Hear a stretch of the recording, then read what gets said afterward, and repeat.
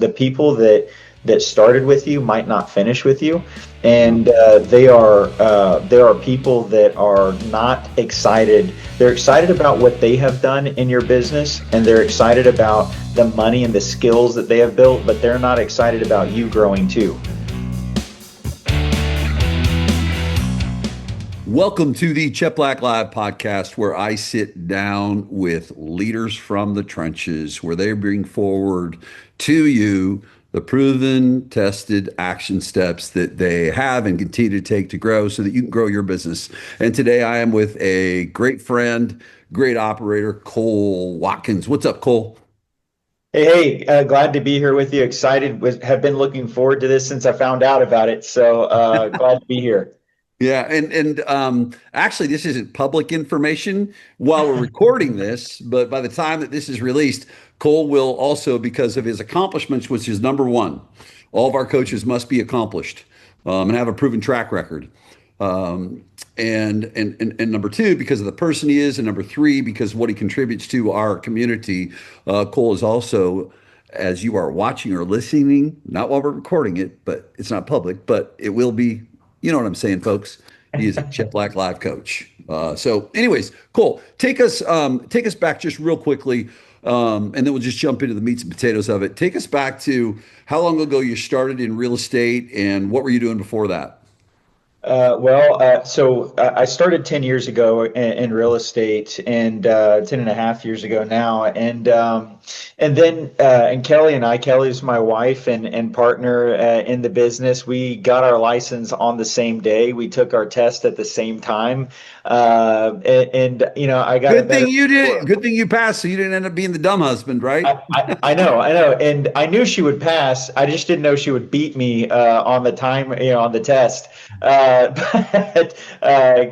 she was a way better student than I was, anyways. But the thing is before that, I was working at National Oil Varco. If you're in and around the Houston area, you know that is a massive oil and gas company, and then Kelly was in civil engineering, and so I mean, we were both, corporate, and in the kind of the cubicle farm there, and I walked into my boss's office one day because they gave me two products to manage, and then I ended up with 13 or 14 products I was managing, but I didn't have the pay upgrades there Oh, that came with that responsibility. So they just said, I said, "Hey, can I have a raise? I've obviously taken on more responsibilities and risk," and they were like, "No." And so at that point, I was like, I got to do something for myself. Born an introvert, I don't know why I went into sales, real estate sales, high emotional sales, but I yeah. did. And that's, I think, actually one of the elders at our church at the time said, "Cole, you should start investing in real estate." And I was like, "I have no money to invest. Uh, there's no, like, what would I have to invest in real Right. estate?" So I said, "Maybe I'll sell the real estate, and that's how I can get the money to invest in it." Wow. So that's how you came about deciding to get into real estate. Certainly, you recognize that there was somewhat of a ceiling, a cap on your income you could make. And then, secondly, just that one conversation. And then, real quick, too, I think if I remember correctly, you and Kelly met through ministry originally. Is that correct? Well, yes, technically, yes. We met in the youth group, and so we were, playing games and stuff like that on Wednesday nights and Sundays. And we went to two completely different schools, but we Oh, met at the same church. how cool. And it was love at first sight. I knew what I wanted, and we've been together ever since. Yeah. Good for you. That's awesome. So you guys got in the business, and then what was the first couple of years like? Did you guys struggle? Did you come out of the gates strong? What were those first couple of years until, and maybe it was sooner or later. I think what I always like to identify with people is when you decided, okay, this is going to work out for me. How long did it take you to really figure that part out? And I'm not saying at a high level, but hey, I can earn an income here and stick with this thing. Well, so that was really weird because, again, going back to the church, my dad had a very large church in Katy, Texas, and so we had 2,000 plus members in the church, And I thought, I was like, man, I'm going to get my license. Everyone from that church is going to use me. Yeah. I was like, I'm going to be rolling in it. It was 4 years until someone from that church actually used me, Wow. and I was lucky enough to stick it out the first 8 months. Someone from that church was my broker. They were family friends. She helped me. Her name was Georgia Strong, still a good friend of ours. Mm. And she helped us buy our first house. And so the thing was, we went to her. She was a boutique brokerage, had about 10 to 12 agents in it, and Mhm. all of them had been in the industry for about 20 years. Mhm. Like that was kind of the average. And so I came in as a new agent. And this is really what kind of fuels my business now as a leader and as a team lead, but also seeing it and remembering where I was and the thoughts I had and my struggles that like coming into that, I didn't know anything. And so they were sweet group of people, but she was like, I'm going to teach you how to write a killer contract. And I was like, I don't have any clients to write a contract for. Okay, you got It's, it. yeah. You get it. Yes. So I did leases. Wow. I did nothing but leases for 8 months. I got paid on one transaction, and that was because, again, a friend of mine and she was part-time working at a model home said, "Hey, Cole, I got someone here that needs to buy one of our houses. I figured you'd be a good agent." And that was my first deal ever. I was like figuring I'd be a good agent. You don't, I mean, I've never done this before. So that was my first transaction, and that came after 9 months actually of me doing leases. One of the things that I really love about the Chep Light community is coachability. Is we're talking about how, like being coached and being coachable. And Right. my dad was before he was a minister, he was a coach. His father was a coach. His brother was a coach. His brother just graduated, retired after 40 years being a coach. And so like I grew up in a household of coaches, so I had no choice but to be coachable, Right. or I'd get my ass whipped. Yeah. Yeah. So Yeah. Yep. like that was it. But the And thing, sometimes that was the coaching. that was it. I know. Yeah. But the thing is at that brokerage, I Mhm. eventually I got a listing. All right. Mhm.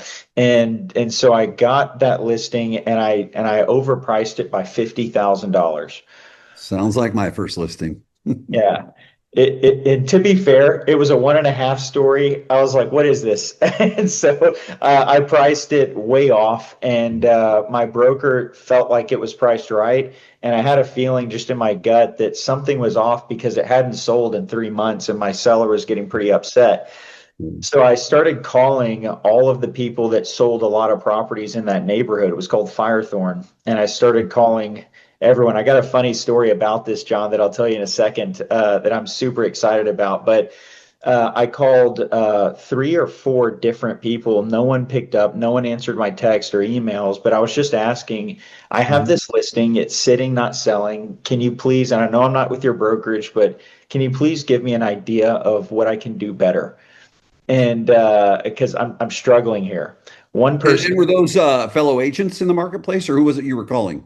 yeah, it was they were agents. They were agents that were top producing agents in that neighborhood. Oh, No one wow. else reached out except for Nicole and her husband Doug Freer, and they are they were just starting a team, and Mhm. so they reached out and said, "Hey, I'm going to get you on the call with my husband Doug, but he has some ideas of why it's not selling." So never met them. I said, "Hey, I really appreciate it. Thank you so much. This is going to help." He goes, "Cole, you overpriced this by $50,000." I said, "Okay, 15, not so bad." He goes, "No, no, no, no, not one. 5-0, Yeah, baby. 5-0." And I said, "Oh man," because my client was very fiery. She was very like and so I was just imagining how that conversation was going to go, and I said, "Got it. I That sucks. I messed it up that bad, but I'll have that conversation. I appreciate your time, and I'll let you know how it goes." And he said, "Wait, that's it?" I was like, "You told me, man. I appreciate." He goes, "Let's go to dinner." So we went to dinner, and I said, "Why are we here?" And they said, "Because I thought you would have said, hell no, like you're way off. Like what, that's there's no way I could have overpriced it by." They're like, "But you just said like, yeah, that must be the case. You know better." Wow, so good. And So good. so the thing is that Mhm. I they said come work with us on our team, and I was like, yeah, but the split. Again, just complete ignorance. And then they said, well, yeah, but this, and this. And I said, all right, well, that makes sense. So I went over there after 8 months of not selling anything. Wow. I sold 16 properties in the next 4 months on their team. And at the time that price point that I was in was like 238,000 was my average price point. So I made right at like $94,000 in the next 4 months. I closed them all in 6 months, but that was like that. I guess to answer your question was the moment I was like, I can do this. What happened? What happened?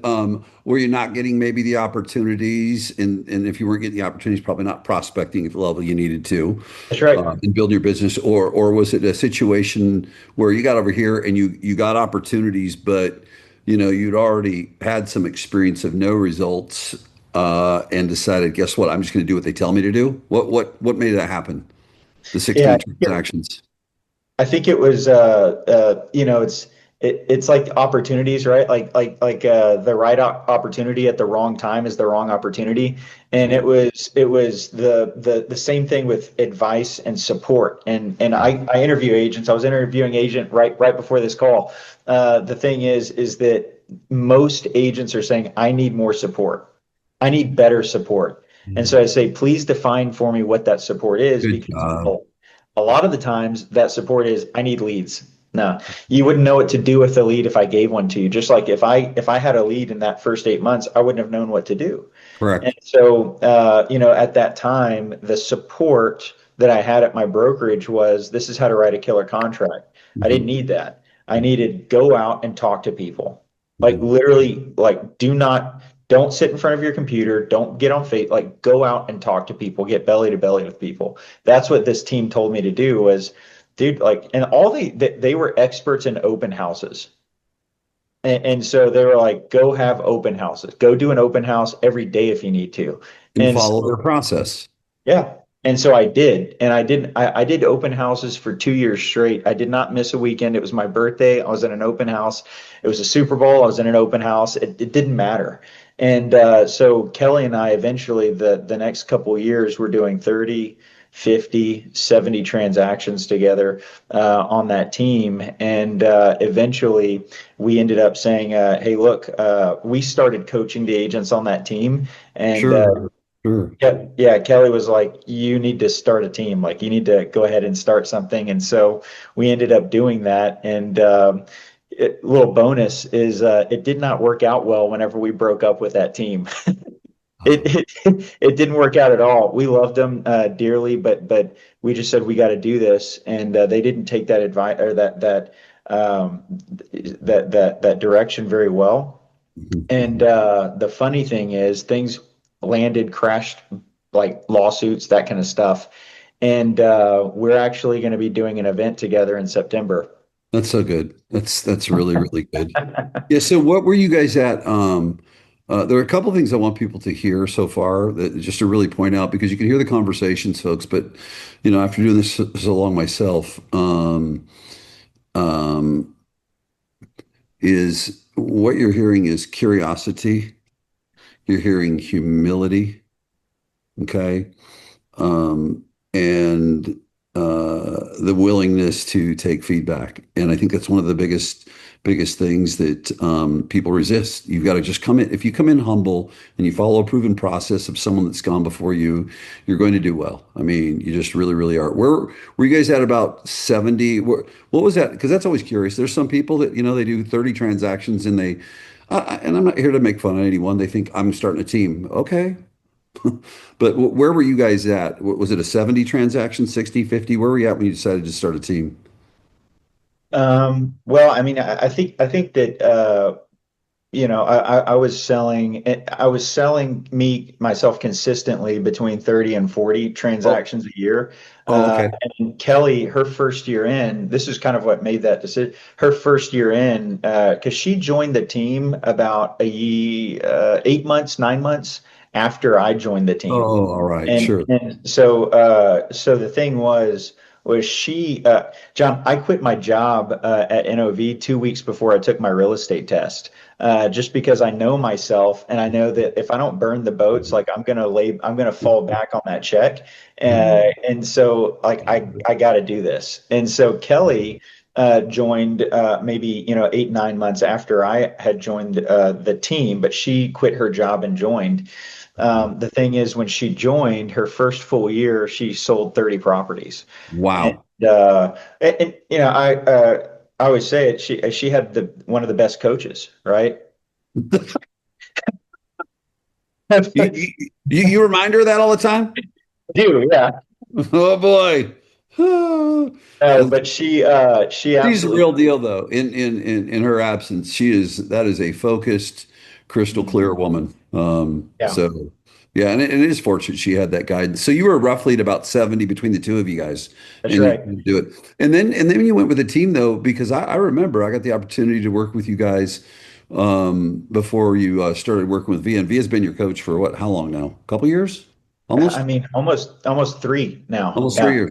Yeah, so I think that I don't know how long did you guys have the team going? A year or two when I started working with you? A couple years? No, no. Or I maybe think longer. we were probably at year three, year Year three three. and Okay. Yeah, and what I remember though, what was really neat, and this is my opinion, you tell me if I'm wrong. There's a lot of reasons you're having the growth that you're having right now, but I think a lot of it has to do with you were a prospecting based, not lead provider type team, correct?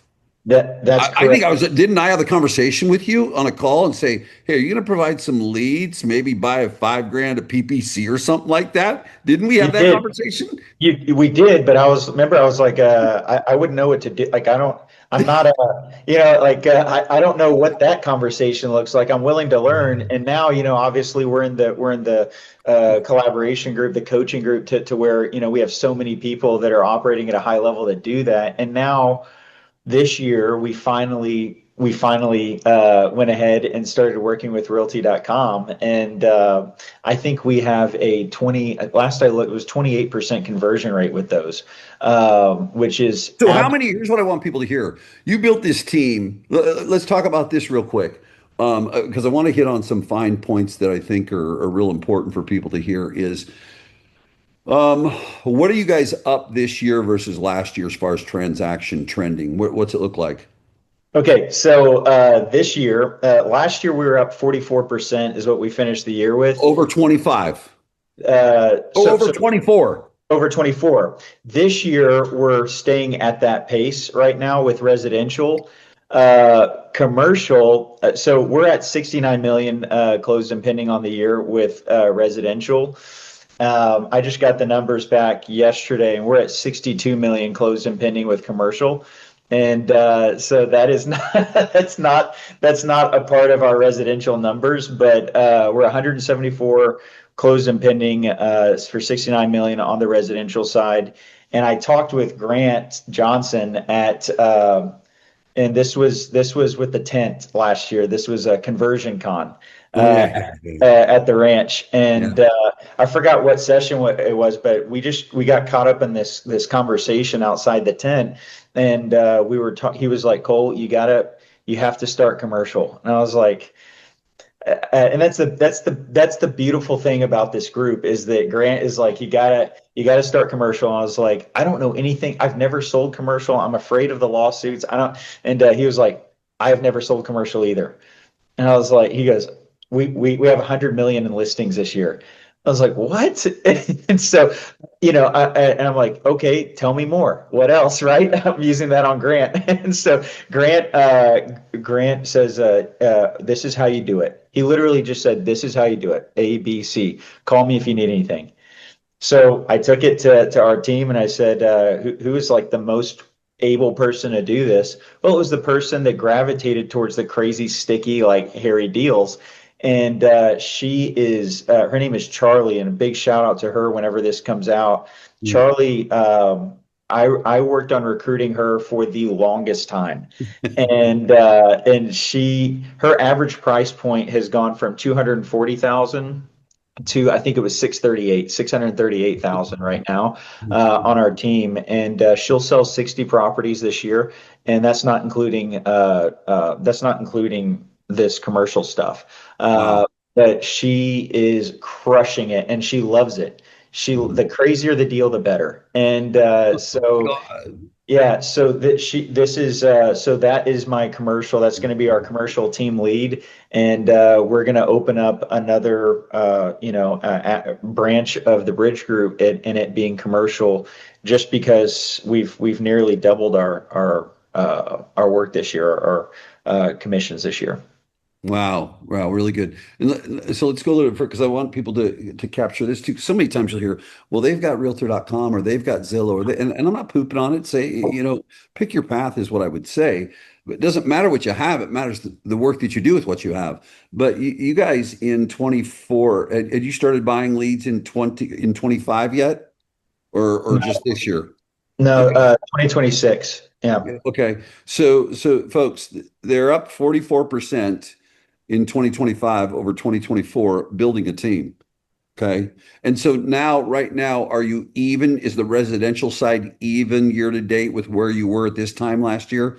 Okay. It is exactly even. Yeah. Yeah. And that's pretty remarkable because you haven't had I'm guessing that the leads have not really kicked in. You started buying leads and so you're nurturing and you got These 28% leads. conversion, but they'll hit the second half of the year is my guess.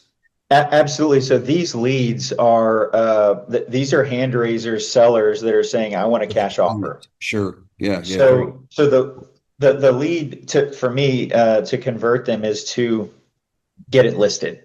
Right. If I can Correct. get it listed, then I can put it through my listing multiplier plan and get two more pieces of business off of it. Okay. And right, it's the same plan that Dustin Runyon has. But I mean, Kelly and I were selling 70 properties, no leads, and what we were doing is open houses. We had I didn't know what it was at the time, but we had a daily minimum standard of this is how many expired and terminated we have to hit, and circle prospecting. You So mean work, right? oh yeah, yeah. I mean, but we did it, and and I people are like, well, I don't want to cold call. I was like, well, I don't cold call either. I never have. I've warm called, but I've never cold called. And so the thing was I did those three, and we have built our entire database off of that, and over the years, so that's what I coach to. Now we're adding on some gas onto the fire with these leads, but all we're doing is getting more listings with these realty.com leads, and then we're implementing our listing multiplier system on that and getting more business from it. But I mean, we're double ending a lot of these listings with our team. So there's a couple things that Cole has pointed out that I want you to really hear is what's happening. Earlier, he said they have a 28% conversion rate on leads. And oh, that's crazy. Well, no, it's not crazy. I'm going to tell you why, folks, and think about this with your team. Because he was a prospecting based team first. So when you have that as your culture and your purpose and your mission, then when you bring on paid leads, the paid leads are much more comfortable to reach out to. The hand raisers are much more comfortable. So what's going to happen is that culture of prospecting is going to get a lift, as you can tell from um, the conversion rate that you just shared.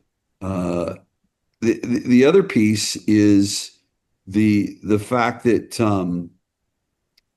there's not just one way to do this thing. I mean, some people think, Yeah. some do PPC, some do open house. They've done the open houses, but the most critical thing is to have that work ethic and be a prospecting because we're all prospecting. People think that, oh, we got leads. You prospect still. It's the same. Well, it's funny. The traditional brokers, well, we're different than a team. Really? Do you think so? How come? Well, I got to get agents to take action. I got to get them to open house, door knock, cold call. Okay, well, let's pretend they don't do any of that stuff over at the team. Well, no, they don't. They just get leads. So every agent just walks in the office, says, can't wait to call the leads. No, Yeah. we all do the same thing. We all do the same thing. So what are you guys tracking? You think you hit 250 closings this year? No, I think that with what you had just talked about, as far as those leads, closing, we're starting to Hmm. see quite a few of them start to close now. Hmm. I think we'll probably end up kind of close to where we were last year, around 350, 400, because the majority of that came from like last year, we had some extremely high and surprising months. In months that we normally wouldn't, which was like September, October. Right. And then Hmm. November, December, we Hmm. absolutely crushed That's it. But the remarkable. thing, yeah, so I think that we're trending towards what we did about last year, 350, 400. But with the addition of commercial, this thing has been picking up, and Grant has been a massive blessing for us just to call and say, "Hey, Grant." Okay, I took the first step. Now what? I'm walking blindfolded here, but the thing is that he was too last year until a certain Sure. point. So Sure. he's just kind of walking us through it, and we're super excited about that. But also, John, with the team, we recruit to the new standard, right? We always talk about that, and I feel like our team and our staff have never been more healthy than they have this year. We have a lot of green agents, because some of the agents that have grown with us and they reason season lifetime, right? Like we decided to part ways, and Hmm. it was the best thing that we. And I hope anyone that's listening to this. I wrote a post about it not too long ago, but listening to this is encouraged by this. The people that started with you might not finish with you, and there are people that are not excited. They're excited about what they have done in your business, and they're excited about the money and the skills that they have built, but they're not excited about you growing too. And Hmm. so, No, no, they're yeah, counting your money. Mhm. yeah, and so well, what they think is your money, and Oh yeah, yeah, yeah, that one. Yeah, right, right. agent math, yeah. And so the thing is that they start becoming rotten after a while, and Mhm. they keep saying like, man, well, I'm happy and content over here making 300 grand a year, while this guy's making millions. It's like okay, number one, you're assuming, right? And we both know what that makes you, but the thing is, at the on the other side of that, it's just boiling up, and now it's seeping into your team, the negativity and the poison. And so letting those agents out of the team and letting them go and having that cliff conversation with them is all things that I have gained here in the Cheplack community, but at the same time is a massive weight off of my chest, and in a very, it's created a healthy environment for our team. And so we have a lot of green agents. We have a lot of our Beautiful. top producers still, but we have a lot of green agents that are coming in. Wow. And I can't wait to see what 2027 holds for us, Yeah. because we all know it's going to take them 3, 6 months to get ramped up. But when they do, man, I'm excited to see what happens with our residential side. That's good. Would you say 24 and 25 were the years where you really started getting into the higher transaction count? Or Yes. were you ramping in 23, or were those two the big years where, okay, we're going into a whole different stratosphere? Yeah, so I mean I took notes just last night, like reflecting on everything. And when was the first the first KFR was Out of my other ranch? right. That was Was that 2023. April? That was April 25. Couldn't have been. There was it April 25? Yeah. Yeah. Yeah. Because I bought that place in June 24. And we didn't Okay. do KFR started last year. Very first KFR was last Okay, then maybe March it or was at April. your house in Baton Rouge. Maybe that's where it was, My because house in Baton Rouge. Yes. yeah, Okay. because So I that was, what remember was that? Was that 23 or it, 24 when you it came out the house? I think it was 24, Yeah. because I remember you writing up on the board, and when you wrote up on the whiteboard a couple things. You said, "Okay, you're chasing this commission, okay, and this is yeah, you're chasing this commission here." 10K Uh, versus 100 or a million? That one? yes, and I said, "Okay, I need to replace buyer seller in my mind with That's agent." okay. That's all Wow. I did. That's So all I I know what did. that was. That's when we were coaching, and you came for because we do, one-on-one coach retreats at my house a couple times a year. That's when it was. Yeah. Right. And so I Wow. was like, So that one thing you got that math equation. It's so funny. yeah, Like people say, "Well, I'm not meeting with an agent. They no showed on me for a recruiting interview." I said, "Oh, what do you do when a seller no shows on you?" Well, yeah, I keep calling them yeah. for 10 grand versus, I mean, you got that one. So that was that 23, late 23, It early had to have been. 24? I think it was, yeah, August, September, actually, 2023. Okay. So from that point forward, did you step up your recruiting game then? Absolutely. Yeah. So that was so as hardcore as we were with prospecting as agents, that's kind of how I've started. So now we're at 6 to 8 agents every month that we're recruiting, and that's why we're recruiting to the new standard. And it's easy to recruit to the new standard because we actually have agents coming in on a consistent basis. Who does But that too? Do you have someone that does it? Do you do it? Does Kelly do it? Who really owns the recruiting, the I activity? I own the recruiting. I love recruiting because I loved prospecting, and it's no different. It's the same thing, Same thing. and there's way more in it for me.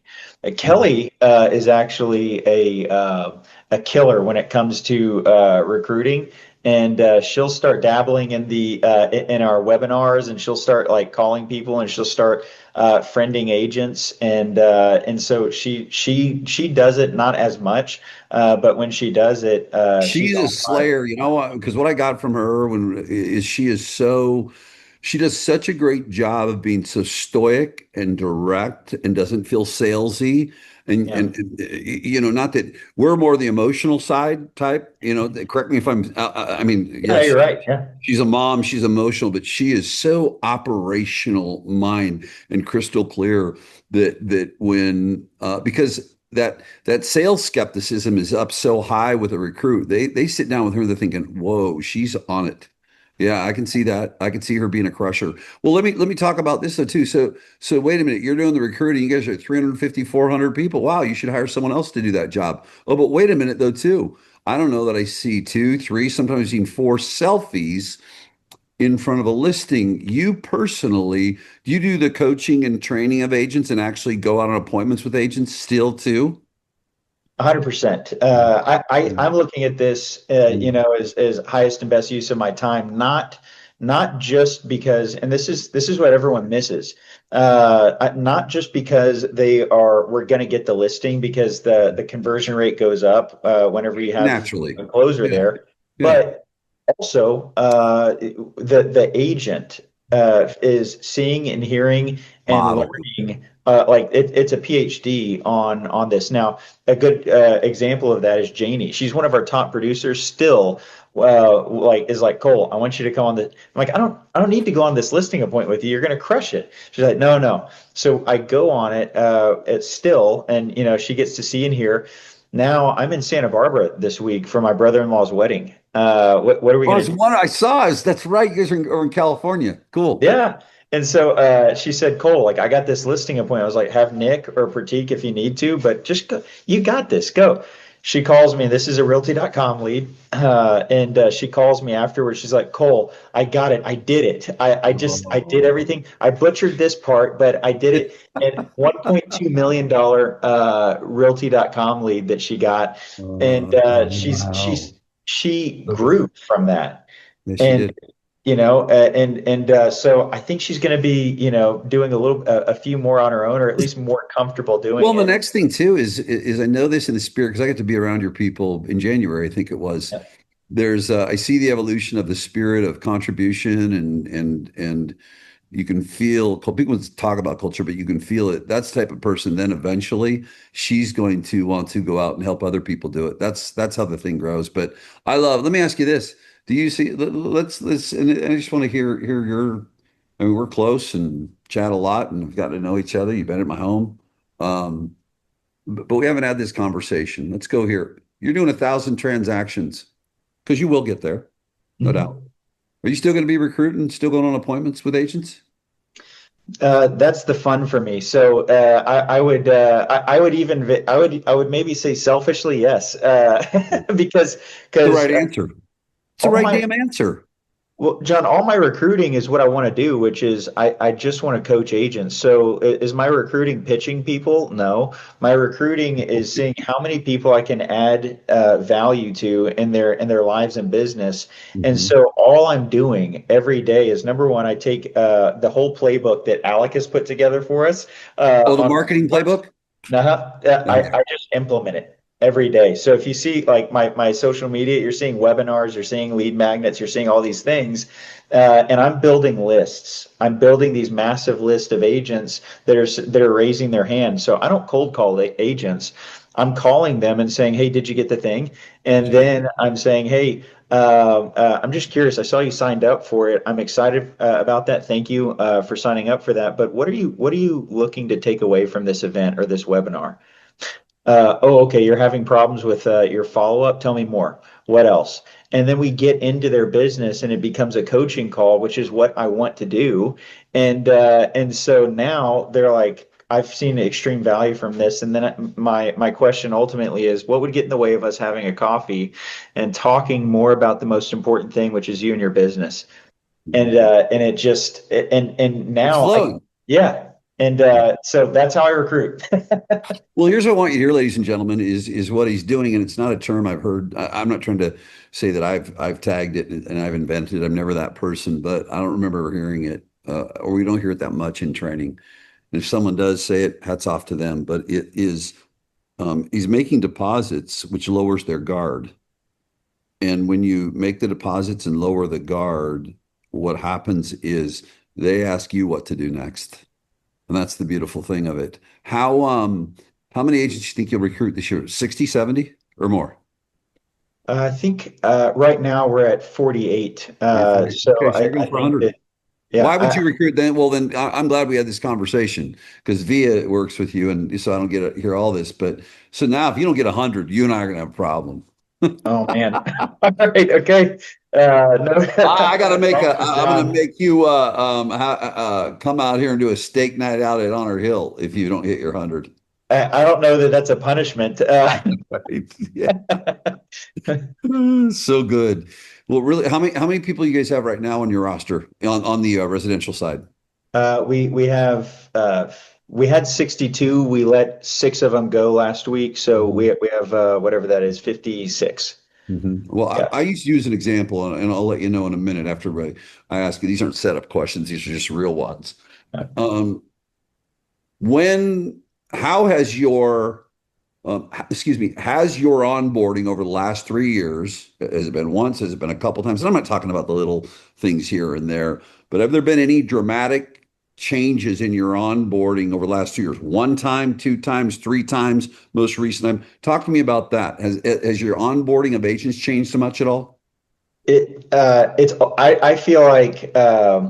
I feel like that is always changing, and I feel Okay. like I can like talking to like Tyler Blair, talking to like Right. pe people within our coaching where they and I was talking to Matt about this the other day, and I was like, man, you see, and I think everyone's just got it going on, but everyone is kind of as we grow, we've never been here before, so we got to change. Like we're like, okay, we got to change this. We can't do it the way we did it with 10 agents or 15 agents.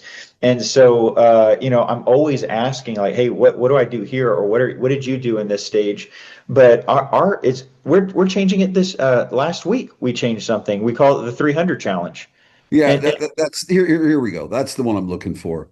yeah, What is the most dramatic thing that you do in the onboarding that could be the make or break for someone? now and look, this is laughable for some teams, but for our team, it is already putting people like getting their hair standing up on the back of their neck. But it's called the 300 challenge, Right. and so you need to call 300 leads that we give you from our database, logged. Dialed and logged in our CRM in 3 days. If it's 295, it's not going to work out. We're not going to move forward. And so that 300 is the standard, 300 calls in 3 days. If you can't do that, then it's just showing that we're not compatible, we're not aligned. And so that, but also, our standard is 22-minute conversations a week. So four fresh conversations a day. If you can't do that, then what else are we doing? I Mm-mm. think we're just going to keep making excuses of why we can't do it moving forward. Right. So I'm going to do something for you, but for everyone else also, is that we always think what we're doing is not enough. And so, ladies and gentlemen, he is, and do this for me, for those of you that are watching or listening. Okay. I want you to go in your CRM. And what I want you to do is I want you to go and count what the average number of dials are your agents are doing. I promise you the average dials per agent in your organization or your team is less than 150 a month. That's 30 days, 5 dials. I am inside the largest databases in North America, and the smallest ones and the medium ones. And so go in and look at that. What he's really doing. And so there's a lesson in this. And I think the greatest evolution of onboarding, where it happened, why onboarding constantly evolves, are the things you discover at 60, 90, or Yeah. 180 days that don't work out or are a problem.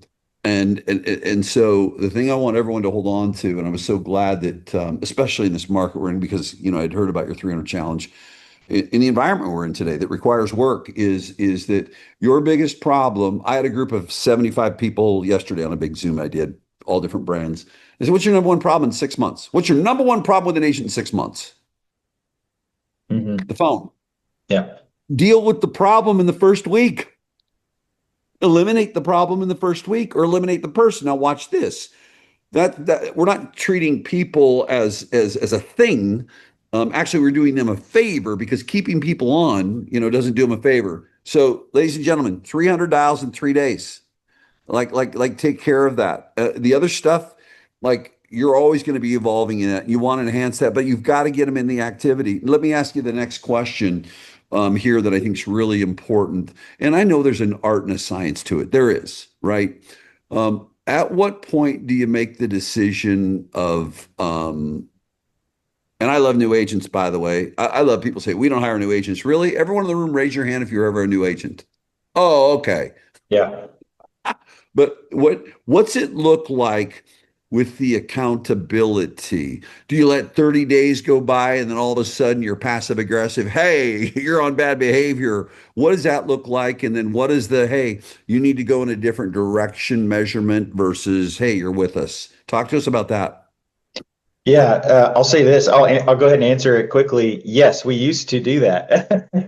We used to that used to be our accountability. But we obviously, being a part of the this community and the culture, you Mhm. learn quickly. And one of the most important things that I've ever adopted or embraced is being an immediate implementer. Yeah. Immediate. And so, like, and I'll go back to kind of to the last question really quickly. Alec at the and we were joking about this the other day, but Alec at the marketing mastermind playbook, like at that we talked about don't yes me into like getting in here, right? Like, because this is my baby. I can sell the Bridge Group better than anyone else. That's why I love recruiting.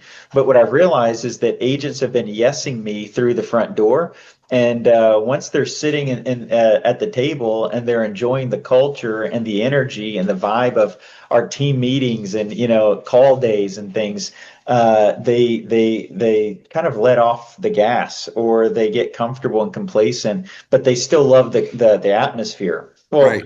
I do too, but at the same time, like the people that are staying here are working their ass off, Right. and they're doing the thing. They're honoring the commitments that they've made to themselves and their families, Mhm. and that's what makes it fun. That's the culture, Yeah. not everything else. And so I learned that, and Alec was like, have them read literally your standards, Mhm. 22-minute conversations, showing up, don't be an asshole, like that. Have them read that back to you at the table before they sign, so that they're not yesing their way into it and they Right. hear themselves making that commitment. I came back. I had that form made while I was still there in Vegas. I came back and we immediately started doing it that next week when we were onboarding agents. Guess what? Someone that was sitting there at the table that was like, "Yes, I want to be a part of this," didn't join. And you know Really what? good. Like you just said, 60, 90, 180 days, we would Yeah. have let her go anyways. Yeah. But Yeah. I guess the longer answer would be, or shorter answer would be, we sit down as a leadership, Mhm. myself, Nick, Brandy, Aaron, and Kelly, and we sit down and we go through the roster of who is going through our launch pad. Mhm. Like have they even logged in? If they haven't, red flag. If they're not turning in their numbers every week, then red flag. And so then we just have a cliff conversation and just Mhm. say, hey, But this what you're is not doing is letting all this time go by. right. Yeah, and folks, what I want you to hear is because here's what happens: the longer they can sign something, because first of all, I know a lot of people aren't being as demonstrative and do it. It's kind of like in the accountability groups, the foundation. It's not okay, Yes, great, read it out loud, boom, initial each one, sign it, okay, good. But that's no good if you don't hold people to it if they don't stick the foundation. So number one, there's that part, but the second part is now you've opened a loop. You've opened a loop of their behavior. And you've got to constantly be closing that loop instead of just waiting when you see the behavior not happening, because every day that goes by, you allow behavior. That's the new accepted behavior. It doesn't matter what they signed. that's right. Doesn't matter what they signed. It's that behavior. And we're not talking about micromanagement, but it's not coming in 30 days later. Hey, you've been doing terrible the last 30 days, so we should talk. Well, John, and a lot of people disagree with me on this, and that's okay. But I think like in the 8 months that I was suffering, I needed to be micromanaged. Yeah, yeah, Like yeah. I wanted to be micromanaged because I wanted the end result of what I had up here in my head. I just didn't know how to do it. And Yeah. so then once someone told me how to do it, they held me accountable to that. I literally had to send an email every day of what I did that day on that team. And I was like, okay, this is micromanaging, but it's helping me stay accountable to what I said I wanted to do. And so like I don't mind micromanagement at all, but people that don't have anything or don't have anything in their pipeline that are complaining about being micromanaged, that's not going to be a good fit. No, I mean it's well, and I think this here's what's really good is we'll kind of wrap this up where we started. And that is humility and surrender. And you look at that listing that Cole took, when it was overpriced. I mean, could you guys imagine? And I don't know, I'm not here to pick on anyone. Gosh, I heard that and I'm thinking, wow, there's a whole other level of humility I probably don't have, but look what that did, right? It was part of that. And so I think the thing to look at is if you want to, and the curiosity though too. There's two big things that really stick out to me. Yes, there's the work ethic, but here's what I want you guys to take away: the humility, the curiosity, the willingness to take feedback, and then when you get the feedback to take action, um, and then you're looking at 350, 400 transactions. Here's the other thing I want you to hear is doing the hard every single day. And the biggest challenge people have is their agents, not doing the hard. Paul, what's the best place? Nowadays it's just, hey, just send me a DM, but email, cell phone, what's the best place people can contact you if they want to? Because you're always an open book, and I'd love to share. And I know a lot of this will resonate with some folks, but also for coaching, where can they best reach you? Cell phone? Cell phone is text message is the fastest, especially if I'm on an appointment or something like that. I always get right back. My text messages stay at zero because I respond to reply. And so the the thing is, I was text thinking my emails. Okay. no, not my emails. That's why I didn't say emails. But text message Mhm. 281 733-5885 is my direct number, but also Facebook. I am on Facebook because my Facebook is my CRM basically. And so It's the website, it's a CR, it's the business. yeah, I mean, it's everything. Come on, yep, folks. yeah. Yeah, And so yeah. I'm on it, posting at least 3 to 4 times a day. So you're going to catch me on it, DM me, and or how about this? How about give me a like, a comment, feed the algorithm on my page, help me Yeah, out. all that. Do all those things. Just Good. kidding, but no, go Good. ahead and DM me on Facebook because you'll catch me there. Good. Cole, thank you so much. Congratulations. Everything that you and Kelly have done, you guys have earned it. And the nice thing is that you're always contributing. And I can't wait to see what the next couple of years bring for you. Thanks, Well, bud. John, thank you so much for having us as a part of the community. And again, like I said the other day, honored and grateful to have this opportunity to help out even more people. So glad to be here. Thank you. You bet.